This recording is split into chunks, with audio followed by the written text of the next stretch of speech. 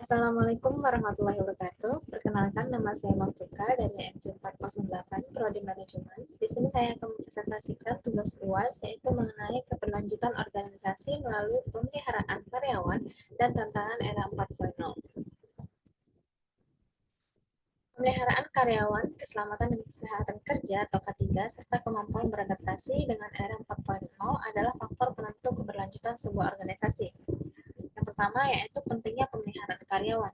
Pemeliharaan karyawan mencakup berbagai upaya untuk menjaga dan meningkatkan kondisi fisik, mental, dan sikap karyawan agar mereka tetap berkinerja baik dan berdedikasi pada pekerjaan.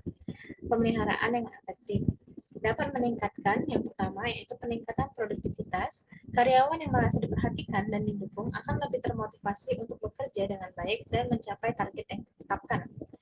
Yang kedua adalah menurunkan tingkat absensi dan turnover.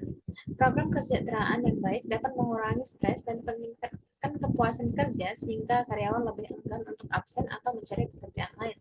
Yang ketiga adalah meningkatkan loyalitas. Karyawan yang merasa dihargai dan diperhatikan akan lebih loyal pada perusahaan dan bersedia berkontribusi lebih. Yang keempat adalah menciptakan lingkungan kerja yang positif. Pemeliharaan karyawan yang baik menciptakan suasana kerja yang harmonis, aman, dan nyaman yang akan berdampak positif pada kinerja dan hubungan antar karyawan. Yang kelima adalah mencegah konflik. Program pemeliharaan yang baik dapat meminimalisir potensi konflik di tempat kerja dan menciptakan hubungan yang lebih baik antar karyawan. Selanjutnya adalah pentingnya kesejahteraan karyawan. Kesejahteraan karyawan mencakup berbagai aspek, termasuk kompensasi, tunjangan, jaminan, kesehatan, program pengembangan diri, dan lingkungan kerja yang kondusif. Kesejahteraan yang baik dapat yang pertama yaitu meningkatkan motivasi.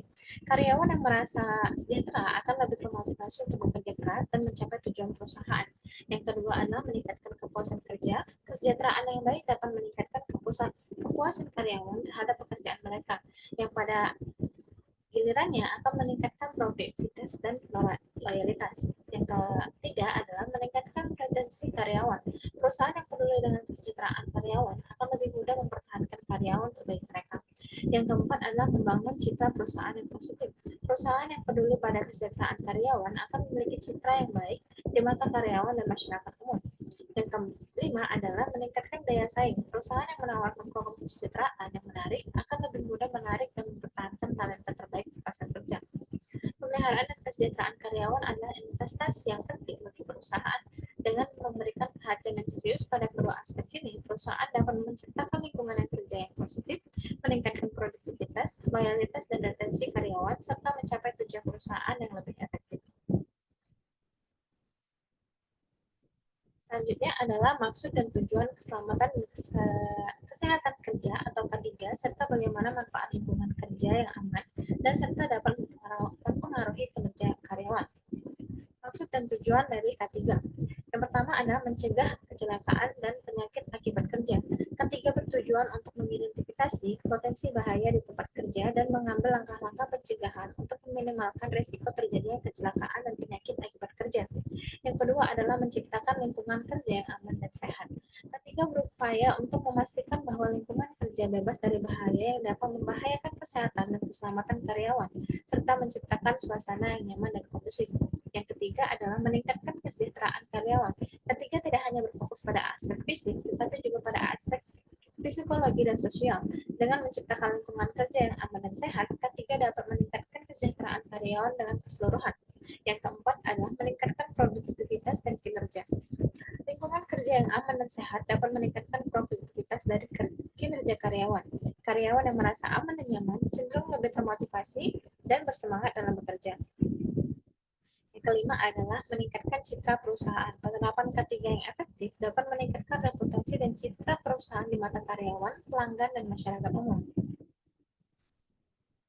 Selanjutnya adalah manfaat lingkungan kerja yang aman dan sehat bagi kinerja karyawan. Yang pertama adalah mengurangi absensi. Dengan lingkungan kerja yang aman dan sehat, risiko kecelakaan dan penyakit akibat kerja dapat diminimalkan, sehingga mengurangi angka absensi karyawan. Yang kedua adalah meningkatkan motivasi dan semangat kerja. Karyawan yang merasa aman dan diperhatikan kesehatannya cenderung lebih termotivasi dan bersemangat dalam kinerja.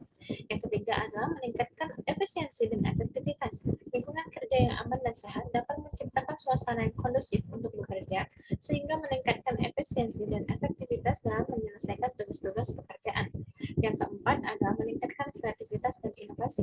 Lingkungan kerja yang aman dan nyaman dapat memicu kreativitas dan inovasi karyawan dalam bekerja. Yang kelima adalah meningkatkan kepuasan kerja, yaitu karyawan yang merasa dihargai dan diperhatikan kesehatannya cenderung lebih puas dengan pekerjaannya. Selanjutnya adalah contoh penerapan ketiga. Contoh penerapan ketiga yang pertama itu menyediakan alat pelindung diri atau APD yang sesuai dengan jenis pekerjaan. Yang kedua adalah pelatihan K3 secara berkala kepada karyawan. Yang keempat, inspeksi rutin untuk memastikan kondisi lingkungan kerja aman. Yang keempat adalah pemeriksaan kesehatan berkala untuk karyawan. Yang kelima adalah penyediaan fasilitas kesehatan yang memadai. Yang keenam, penerapan sistem manajemen kesehatan dan keselamatan kerja atau SMK3. Yang dan dengan menerapkan ketiga secara komprehensif, perusahaan dapat menciptakan lingkungan kerja yang aman, sehat, dan produktif, yang pada akhirnya akan memberikan manfaat positif bagi kinerja karyawan dan keberlangsungan bisnis perusahaan. Selanjutnya adalah identifikasi jenis-jenis gangguan yang dapat terjadi terhadap keselamatan dan kesehatan kerja, dan usulkan strategi mitigasi untuk mengatasi gangguan tersebut. Baik, selanjutnya adalah jenis-jenis gangguan K3. Yang pertama adalah kecelakaan kerja. Ini bisa dalam bentuk banyak ya. Yang pertama itu terjatuh. Terjadi akibat permukaan licin, tidak rata, atau adanya benda yang menghalangi. Yang kedua adalah tertimpa benda. Terjadi saat bekerja dengan material berat atau di area konstruksi. Yang ketiga, terpapar benda tajam atau mesin. Terjadi di sektor industri yang menggunakan mesin dan benda tajam. Yang keempat, terbakar atau tersengat listrik. Terjadi akibat kelalaian dalam penggunaan peralatan dan instalasi listrik.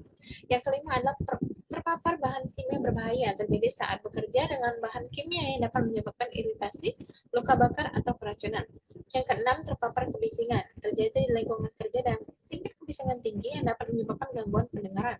Yang ketujuh adalah kecelakaan lalu lintas. Terjadi saat pekerja menggunakan kendaraan untuk keperluan pekerjaan. Yang kedua adalah penyakit akibat kerja. Ini bisa berupa penyakit pernafasan, penyakit kulit, gangguan muskulus skeletal, gangguan pendengaran, dan penyakit akibat getaran. Yang ketiga adalah gangguan psikologi. Ini berupa stres kerja, burnout, depresi, kecemasan, dan perundungan atau bullying dan pelecehan.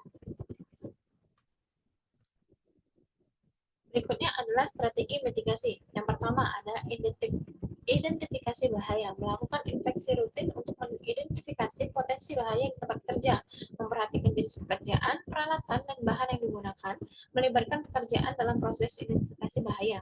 Yang kedua adalah penilaian risiko, menentukan probabilitas dan tingkat keparahan dari setiap potensi bahaya, memprioritaskan tindakan pengendalian berdasarkan tingkat risiko. Yang ketiga adalah tindakan pencegahan, pengendalian teknis menggunakan peralatan yang aman, memperbaiki tempat kerja, dan menyediakan ventilasi yang baik.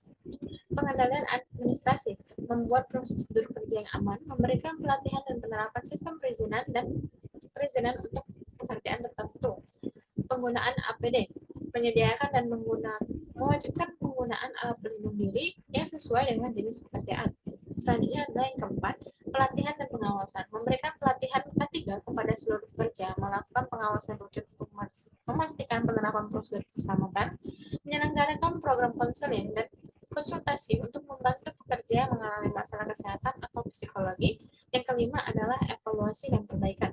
Mengevaluasi efektivitas tindakan mitigasi yang telah dilakukan melalui melakukan perbaikan jika ditemukan kekurangan atau kelemahan. Selanjutnya adalah bagaimana manajemen sumber daya manusia dapat mempersiapkan dan mengupgrade diri untuk menghadapi era 4.0. Manajemen sumber daya manusia atau SDM atau MSDM dapat mempersiapkan dan mengupgrade diri untuk menghadapi era 4.0 dengan berfokus pada pengembangan keterampilan digital, pembelajaran berkelanjutan, dan adaptasi terhadap perubahan. Ini termasuk pelatihan keterampilan baru, promosi pembelajaran mandiri, dan penerapan teknologi dalam manajemen SDM. Strategi MSDM dalam menghadapi era Satu, pengembangan keterampilan digital, yaitu berupa pelatihan keterampilan digital, literasi digital, dan pemanfaat platform digital. Yang kedua adalah pembelajaran berkelanjutan, mendorong pembelajaran mandiri, pendidikan dan pelatihan, mentoring dan coaching. Yang ketiga adalah adaptasi terhadap perubahan, yaitu berupa fleksibilitas, budaya inovasi, dan manajemen perubahan. Yang keempat adalah penerapan teknologi dalam manajemen sumber daya manusia, yang itu berupa analitik SDM, otomatisasi, dan personalisasi. Contoh penerapannya adalah perusahaan dapat menggunakan platform pembelajaran daring untuk memberikan pelatihan keterampilan daring kepada karyawan di seluruh dunia.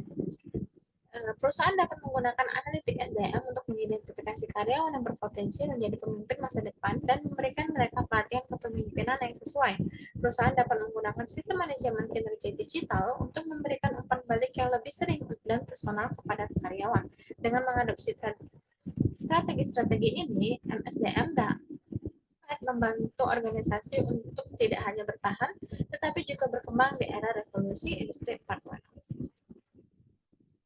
Selanjutnya adalah berikan contoh konkret implementasi MSDM di era 4.0.